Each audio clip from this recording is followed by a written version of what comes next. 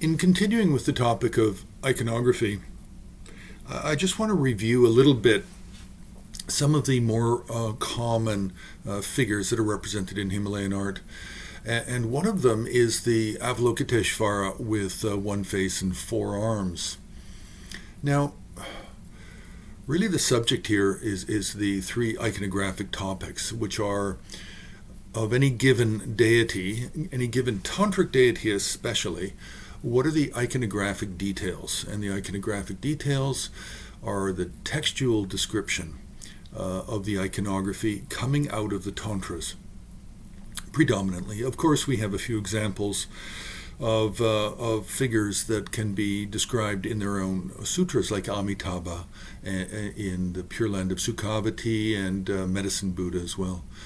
Okay, so we have the iconographic details coming out of the tantras. We have the non-iconographic details, and these are coming out of regional cultures over periods of time, be it South India, Central India, North India, Tibet, Mongolia, Kashmir, Swat, etc. And this is really stylistic interpretation and it's art, and it's art history. That's how we study it. Then third, we have the symbolic meanings, and the symbolic meanings of the number of faces, the limbs, the color, the demeanor of the deity. Is it peaceful, semi-peaceful, wrathful, or wrathful? All of this is the meaning of all this is a symbolic coming out of the religious context, and it's abstract, and it's not actually understood from just looking at the visual forms of these deities. So, looking at the deity, one face four-armed, Chaturbhuja, Avalokiteshvara, coming out of the Karanda Vyuha Sutra, a relatively early sutra, where we do have a small, concise description of this form of Avalokiteshvara.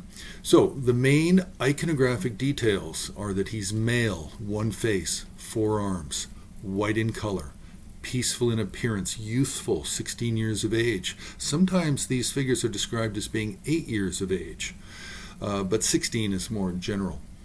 The first pair of hands, the main pair of hands and arms, are in the gesture of respect, Anjali gesture. The second two are holding in the right a crystal mala, prayer beads, and in the left a crystal flower. On the crown of the head is Amitabha. He's adorned with peaceful ornaments.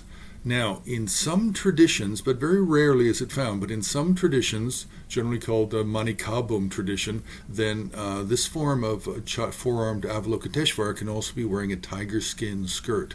But this is quite rare to find. Now, he's also seated in Vajrasana posture above a moon disk, and a lotus seat.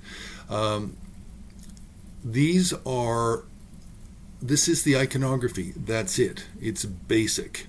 Now, what are the non-iconographic details? Well, that's the body proportions. Body proportions in Tibet are generally referred to as the iconometric measurements. But iconometric measurements are coming out of cultural India.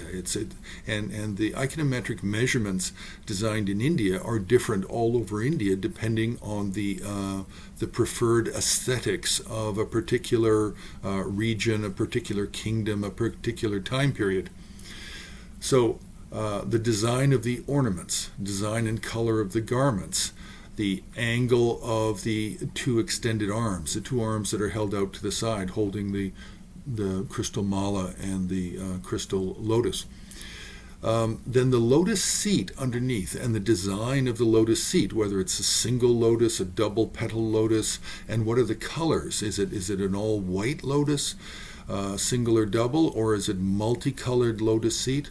All of this is up to the artist. This is all non-iconographic details, which means that it's the stylistic interpretation based on the artist and what is the local convention, the artistic conventions of the culture that artist grew up in and trained in.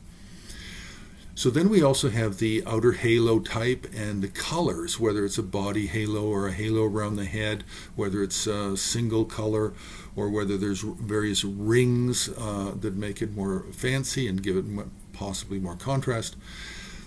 These are all the characteristics that are up to the artist. And if the artist has grown up in a large community and in a more larger cultural region, then we would call it a particular style. It would be a Kashmiri style, or a Kathmandu Valley Newari style, or it would be a West Tibetan style.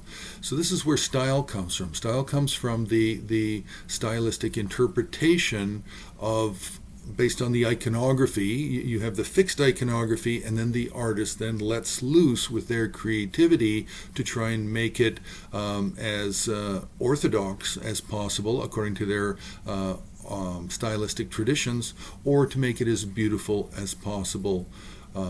So this is really an important point to understand with these figurative art of Tibetan art, Himalayan art, is iconographic details, non-iconographic details, and then the symbolic meanings. But of course, we don't go a lot into the symbolic meanings because that's more of a religious context, and we focus primarily on the art. So you can press the like button, you can subscribe, you can also join HAR on Patreon and be a donor, be a real supporter of Himalayan art resources.